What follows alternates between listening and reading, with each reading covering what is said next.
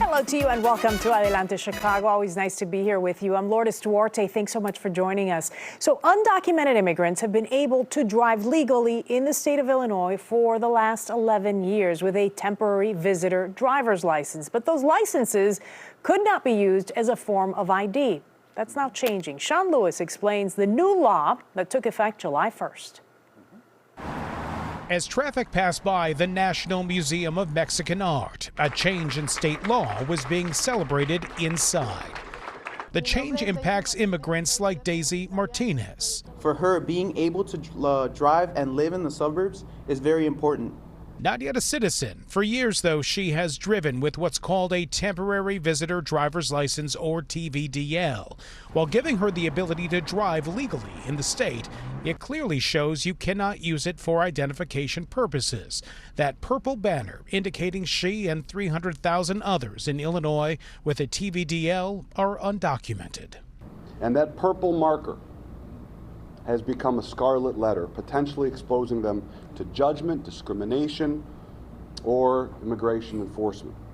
Secretary of State Alexi Giannoulias touting the benefits of the new program, including using that card for identification to open bank accounts and apply for housing, while saying that safeguards are in place to prevent this restricted driver's license to be used for voting or citizenship. To qualify for this new license, a person must prove they've lived in the state for at least a year, pass a driver's test, have insurance, and verify their identity. People that power Chicago, that power Illinois, and they power the nation. So this is a big win. This is everyday things that people rely on. The state lawmakers who helped pass this law say it's common sense. It's policies like this that will continue to grow our population, keep businesses coming to the state of Illinois, and that's where we're going to thrive, not just survive. So you might hear some people push back on this legislation. You may hear some scare tactics, but that's what divides us, and they are not solid arguments. And while those who pass the law argue the benefits, immigrants like Daisy believe it makes her life and her family's better. With the change of a standard driver's licenses, I, Daisy, and many others will get treated with more dignity and respect. Sean Lewis, WGN News.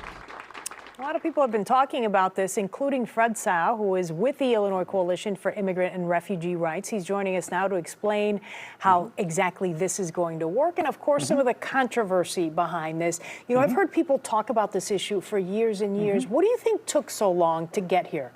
Well, I mean, part of it was COVID and you know, the limited opportunities to work with legislators to fix this. We've actually been contemplating making this change since 2020. We had the initial conversations about this back then.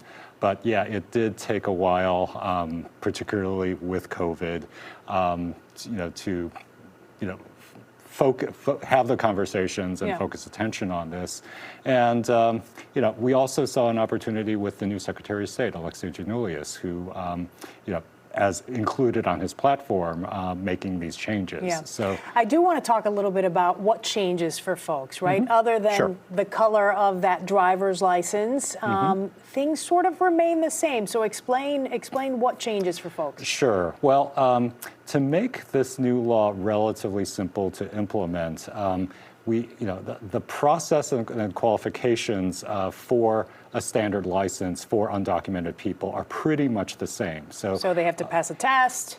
You have to pass the written vision and driving tests, and you do have to provide some level of documentation. Now, here in Illinois, if you do not have a Social Security number, you ordinarily would not be able to get a driver's license. TVDLs were created, temporary visitor's driver's licenses were created back in 2013 to enable those people who do not have Social Security numbers to get a license. But, you know, obviously, as Sean described in, you know, during his report, there were issues with TVDLs. And so it kind of made sense to just have everybody get a standard license. It's not real ID. You can't use it to board an airplane, but it can be used for other identification So purposes. in what instances would you not be able to use this ID that we are switching to? Okay, well, this license is still limited by federal law.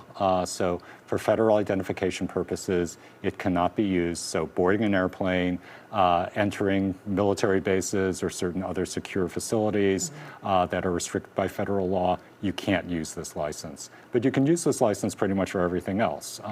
You know, opening a bank account, picking up a prescription at a pharmacy, making certain other ID-sensitive purchases.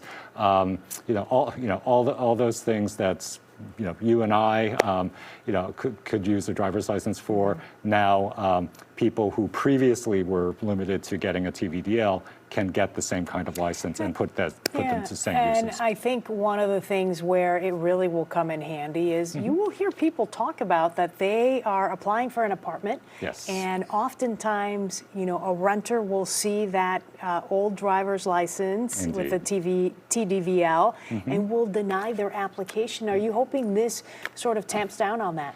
This should certainly clear things up and eliminate that problem because you can't tell the difference. I have a standard license myself. I never bothered to get a real ID.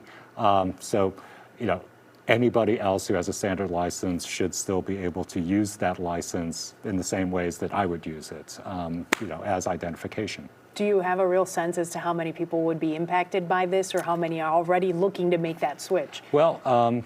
Approximately 300,000 people have been issued TVDLs in the last 10, 11 years or so. And I just checked this with the Secretary of State's office. As many as 50,000 people have already made the transition. They've already gone to the Secretary of State online portal, or they've gone to a Secretary of State facility. They've basically said, hey, I want to switch over from a TVDL that I have now to a standard license. Many of those people have been able to get them already. And if they haven't received them already, they should be getting them in the mail. And that's not counting about 22,000 people who had been applying back in May and June, for a new TVDL or a new TVDL. Those people are already getting switched over. So it gives you a sense of the need that was out there. Definitely. And why people think it will make a difference. Okay. Definitely. The Illinois Coalition for Immigrant and Refugee Rights, this is one of your issues that you've focused on, but you've got lots of other things going on here, especially as we get closer to an election.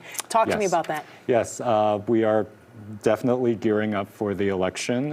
We in the next few weeks, we will be launching our democracy project. We do this every 2 years, every general election cycle. Our goal is to register as many voters as we can, eligible voters, people who are citizens or have become citizens. Make sure that they're registered. Make sure that they're informed about the stakes in this election, and make sure that they turn out to vote. Okay. The Illinois Coalition for Immigrant and Refugee Rights. You can find them online. I believe your website is icirr.org. I know it by heart by now because I've been working with you guys for a long time. So it's nice to see you here, Fred. Likewise, Lourdes. All right.